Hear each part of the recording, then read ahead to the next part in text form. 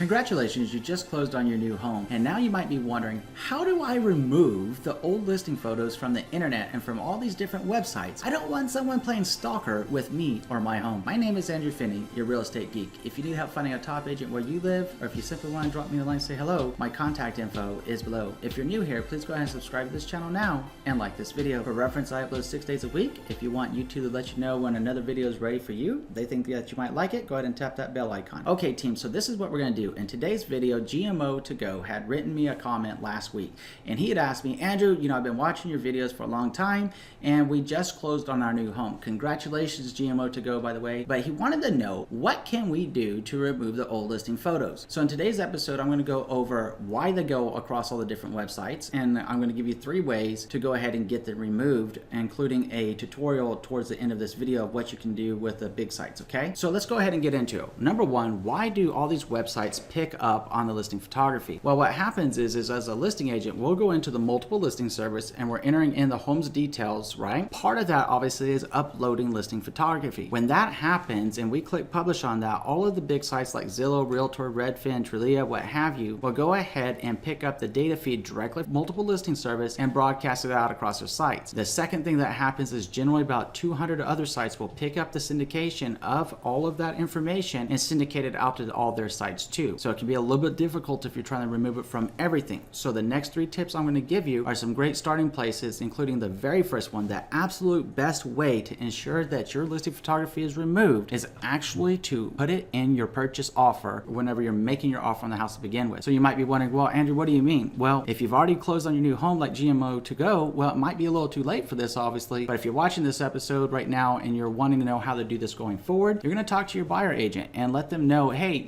I don't want the listing photography of my house whenever we close available across the website. It kind of creeps me out, it weirds me out, people could be stalkerish, and overall just don't care for it, right? I liked it whenever I was buying a home, but I don't like it now that I own the home, right?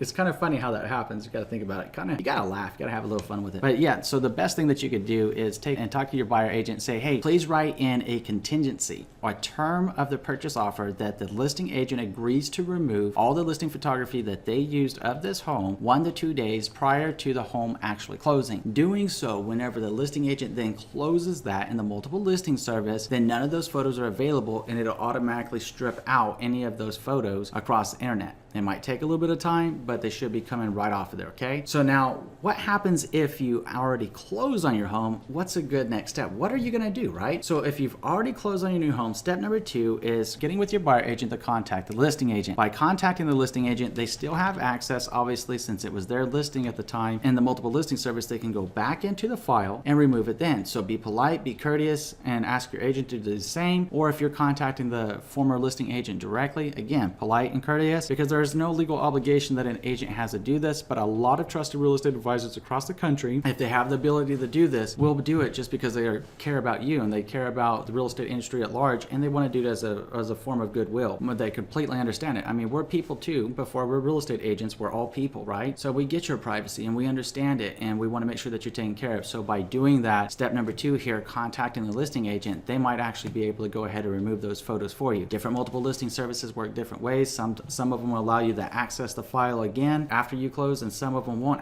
allow you to access the file after it closes. So either way, the listing agent though should be able to contact their MLS community and ask them to remove the photography at that time. So that's why step 1 is actually the best course. Step 1 is telling them right in the purchase agreement, please remove this whenever we get ready to close, right? So now the third step, and the one that we're going to do the practical application on today, is going to sites like Zillow, Realtor, and Trulia and actually figuring out how you can do it yourself, right? So it's the do-it-yourself technique. And up on the screen right now, I'm going to go ahead and put it up. I have the landing page for Zillow, and on this one it says edit your home facts. Now I've done a couple of different things so that we progress through this tutorial piece, then you'll be able to follow along and see what I'm doing. So I went ahead and set it up so it's a lot faster for you. So you're going to enter in your home facts here, right? So enter in your home address, click continue. When you click continue, it's going to ask you to claim the ownership of your home if you have not already done so. And to claim the ownership of your home, it's going to want your email, your first name, your last name, and your phone number so they can verify it, okay? And once you get done with that, it's going to drop this. So we go into this house and we go ahead and start looking at the details. This is also the place that if you want to add extra captions in here that you own your home, what you love about your house, any room details, any upgrades that you make to your house, you could update all this information underneath editing home facts on Zillow, right? So what you do is you scroll down to where you get the pictures. Now you notice on the photos and media sections it says upload a photo. Well, we don't want to do that, but what you can do is you can actually click on the photo like this, edit image, and you can either add a caption, you can rotate, you can remove a photo, or you can add photos. It's entirely up to you. Once you're done making your change, then all you got to do is go ahead and click Save Changes. When you click Save Changes, it'll bring you back and let you know everything has been updated, and you can view it on your home details page to verify it, right?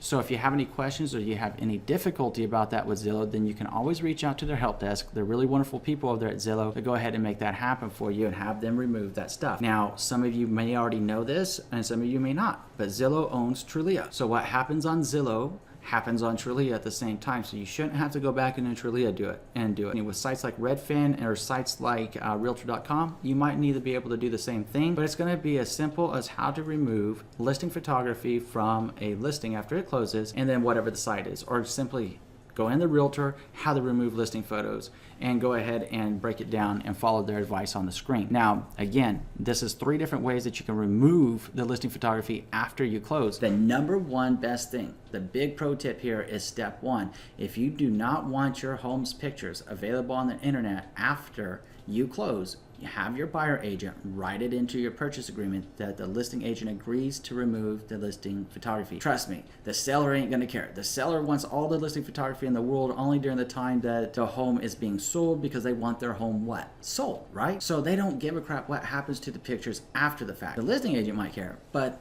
the seller doesn't. So go ahead and write it in, and once it becomes part of the contract, they'll have to remove it. So now what I want you to do is tell me what you're thinking about this episode in the comment section below, along with any of your experiences and ways of getting listing photography removed after a home closes. Share it with us in the comment section below, and let's continue to learn and grow together as a community, okay? So now I'm gonna go ahead and pop up my contact information. If you wanna drop me a line to say hello, or if you need help finding a top agent where you live, please let me know.